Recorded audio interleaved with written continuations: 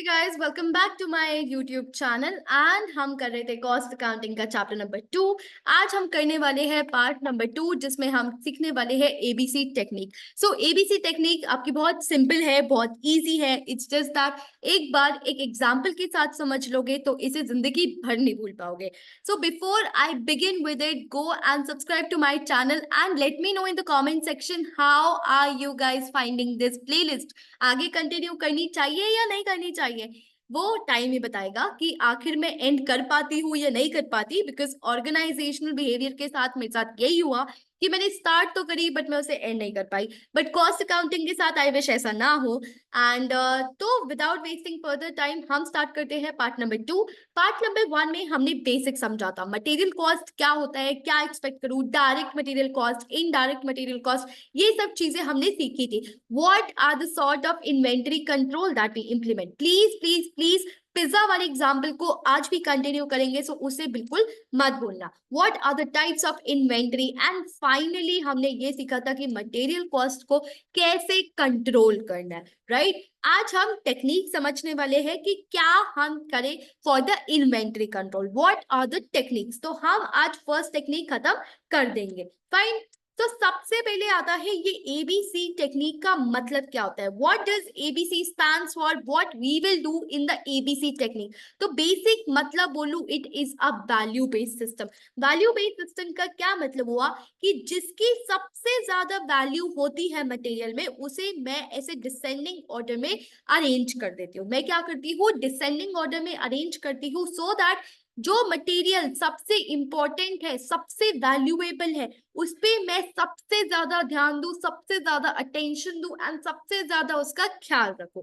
Fine. सो descending order में जब मैं अरेंज करती हूँ ए बी सी, तो ए stands for highest value and the most valuable and C stands for the lowest value. C stands for lowest value. Ma'am ये descending order A B C value कुछ नहीं समझ में आया, तो मैंने कहा चलो पिज्जा फिर से चलते खाने। पिज्जा फिर से वो एक कैफे में चलते हैं, बहुत ही टेस्टी पिज्जा बनाया था। फिर से उनका पिज्जा खा के आते हैं एंड देखते हैं कि कैसे हम ये टेक्निक वहां वाले कैफे में इंप्लीमेंट कर सकते हैं। So when I go back to that pizza example, हमने देखा था ये हमारा क्या था, पिज्जा था। क्या था, पिज्जा था। सो पिज्जा में सबसे हाई वैल्यू चीज क्या होती है, जो हाई वैल्यू होती है, जो सबसे इंपॉर्टेंट होती है, जो सबसे एक्सपेंसिव होती है for the cost of that pizza is the cheese. अगर आप बड़े बड़े कैफेज में जाओ, the bruschetta, right, the cheese that they use is the most expensive in whole pizza. ठीक है, तो चीज क्या है, सबसे हाईएस्ट वैल्यू है। क्या है, हाईएस्ट वैल्यू है।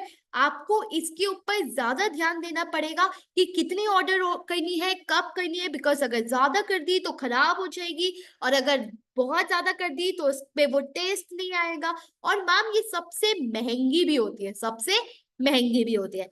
फिर आते हैं आपके टोमेटोज, फिर आते हैं आपके टोमेटोज। टोमेटोज जो मॉडरेट वैल्यू की होती है, ठीक है, एंड हम इसे मैम हफ्ते में 2 बार ऑर्डर करते हैं, हफ्ते में 3 बार, फिर हमारे ये रेफ्रिजरेटर में रखी रहती है। बट इसे हम फ्रीक्वेंटली करते हैं सो दैट वो टेस्ट बना रहा है, सो दैट वो टेस्ट बना रहा है।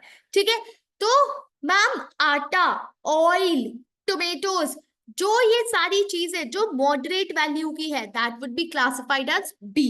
And finally ma'am C, C is जो हम बल्क में ऑर्डर करते हैं, जो बहुत ही लो वैल्यू होती है। फॉर एग्जाम्पल जो हमारे शेफ नैपकिन्स यूज करते हैं खाना बनाते हुए, या जो वो कैप्स यूज करते हैं, which is actually of very low value. ठीक है, एंड हम इनका एक बार बल्क में ऑर्डर दे देते हैं, हम इनका बल्क में एक बार ऑर्डर दे देते हैं। तो अब तुम्हें समझ में आ गया होगा, A stands for the highest value, B for the moderate and C for the lowest material in your production process. तो A आइटम्स कौन सी थी, जिनकी हाई वैल्यू थी, हम उन्हें स्मॉल परसेंटेज में रखते हैं आइटम्स में। अगर तुम चीज देखो तो पिज्जा में शायद चीज सिर्फ 1% होगा। कितना होगा, सिर्फ 1% होगा, मतलब it would be very low, right? But उनकी कॉस्ट बहुत हाई है, बट उनकी कॉस्ट बहुत हाई है। तो वहां पे हमें एज अ मैनेजमेंट सबसे ज्यादा ध्यान देना पड़ता है।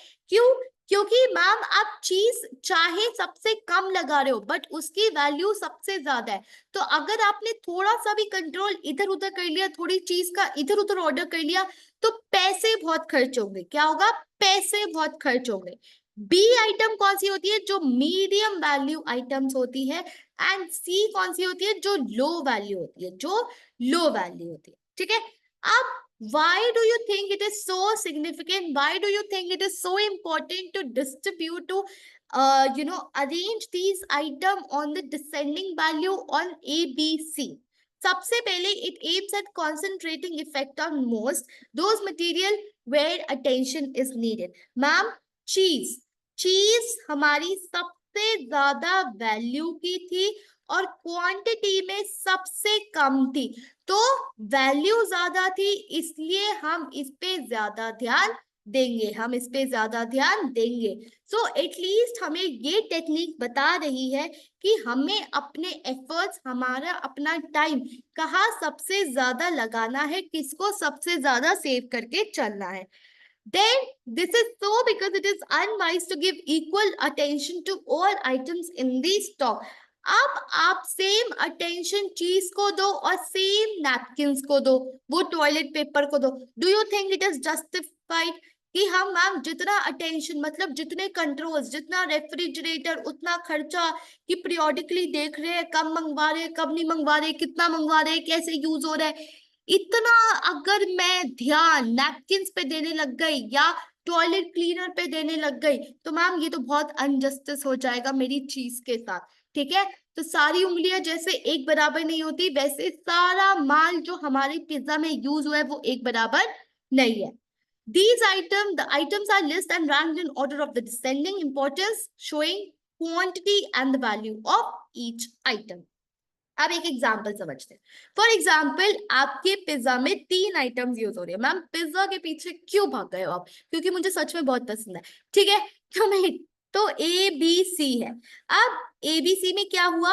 ए B C is 70% of the total value, 70% of the total value. मतलब अगर आपकी total cost of the product is 100, तो 70 रुपीज किस पे है?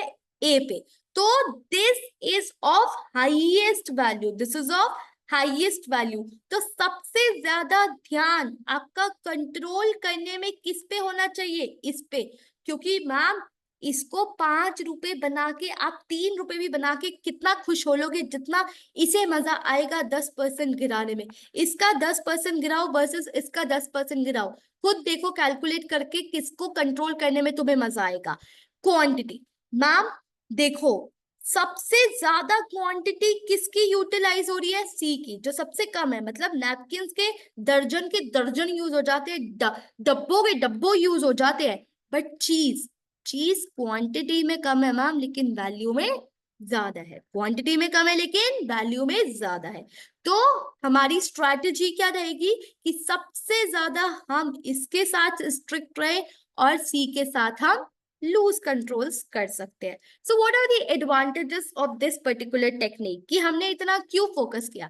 सो दैट मैम हम क्रिटिकल आइटम्स पे फोकस कर पाए।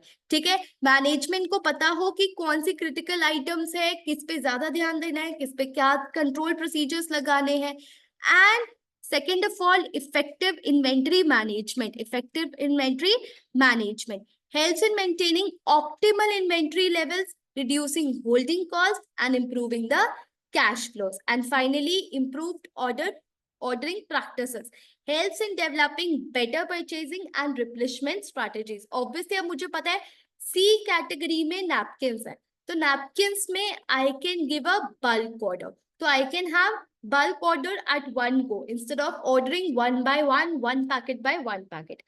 Then what are the limitations of this particular technique? It ignores critically what? ABC analysis focus on the monetary value. हमने basis of the monetary value, मतलब चीज सबसे महंगी है और नैपकिन सबसे सस्ता है, इस बेसिस पे हमने इन्हें रैंक किया था।